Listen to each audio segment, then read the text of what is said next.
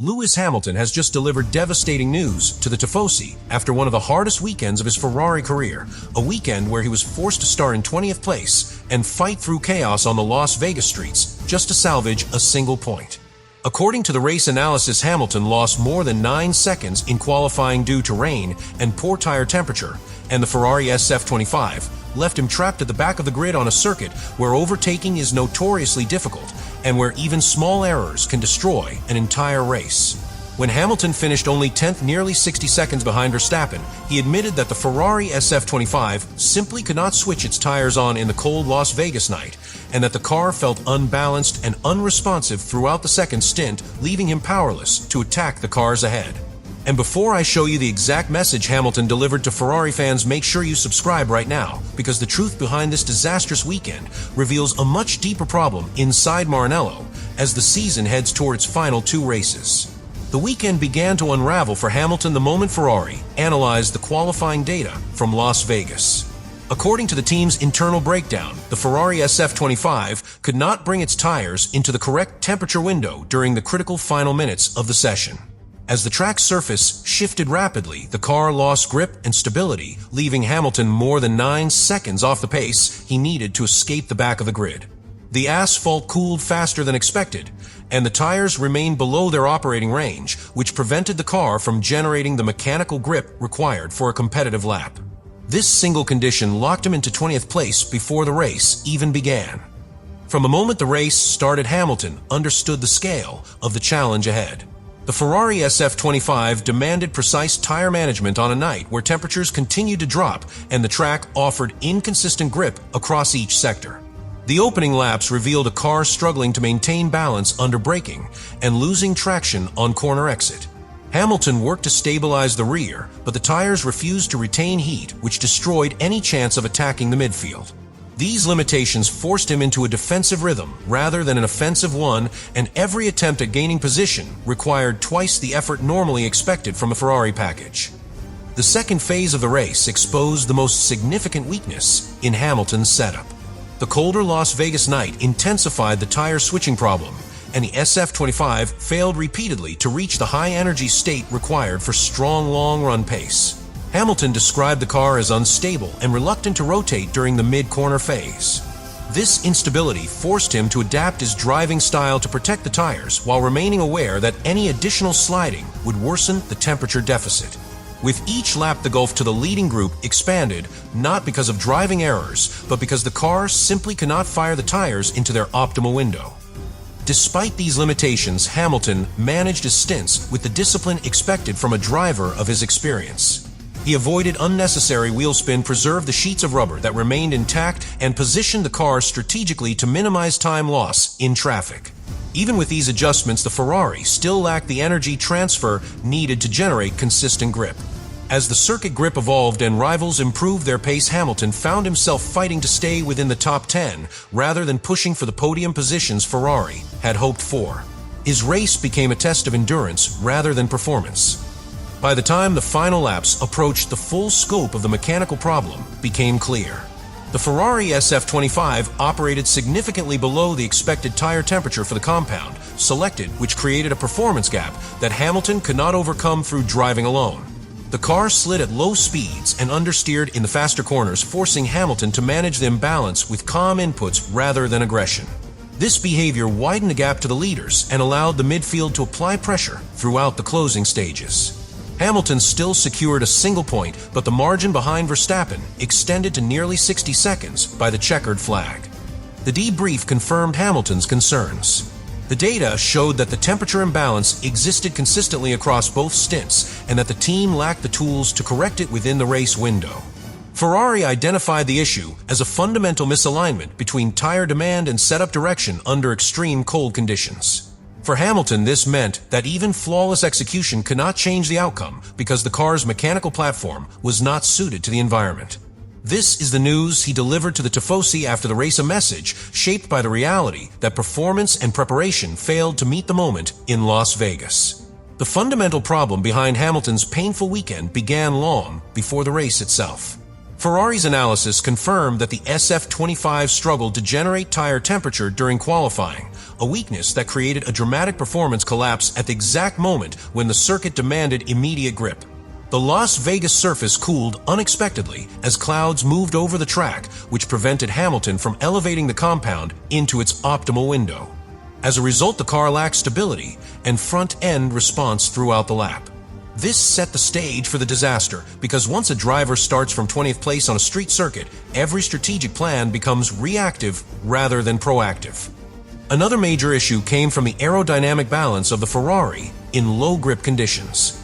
The race file highlights how the car failed to load the front axle during the deceleration phase, which left Hamilton with an unpredictable entry into corners. When the tires stayed cold, the suspension could not provide the support needed to stabilize weight transfer. This forced Hamilton to compensate with smoother inputs, preventing him from taking advantage of the aggressive lines usually required to overtake on tight sections of the Las Vegas circuit.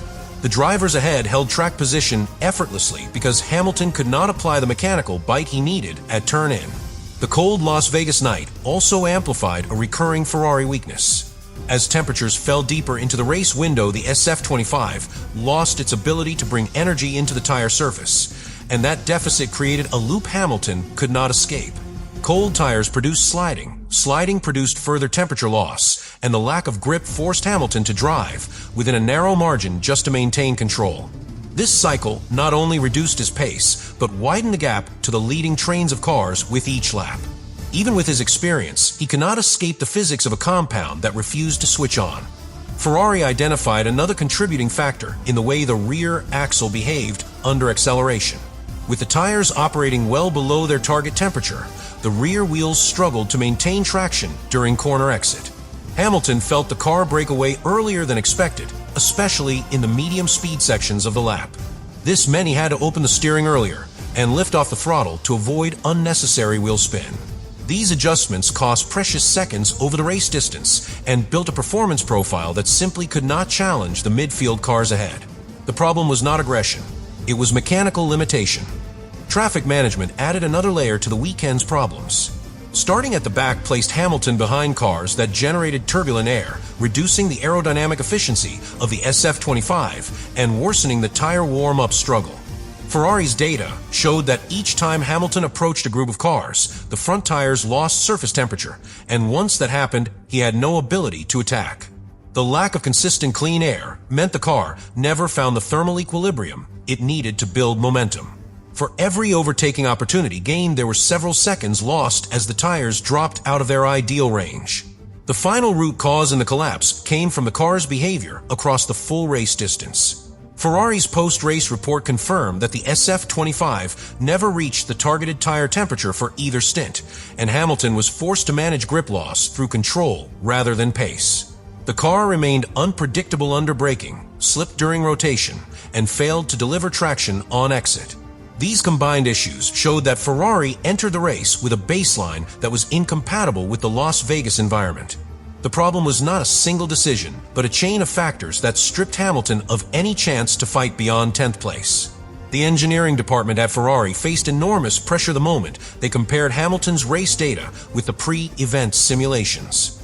The SF25 had been expected to deliver consistent long-run pace, yet the logs from both stints revealed temperature curves far below the target range. Instead of building heat through the opening laps, the tires plateaued at a level that offered neither bite nor stability. Engineers traced the issue to the way the chassis transferred energy into the compound.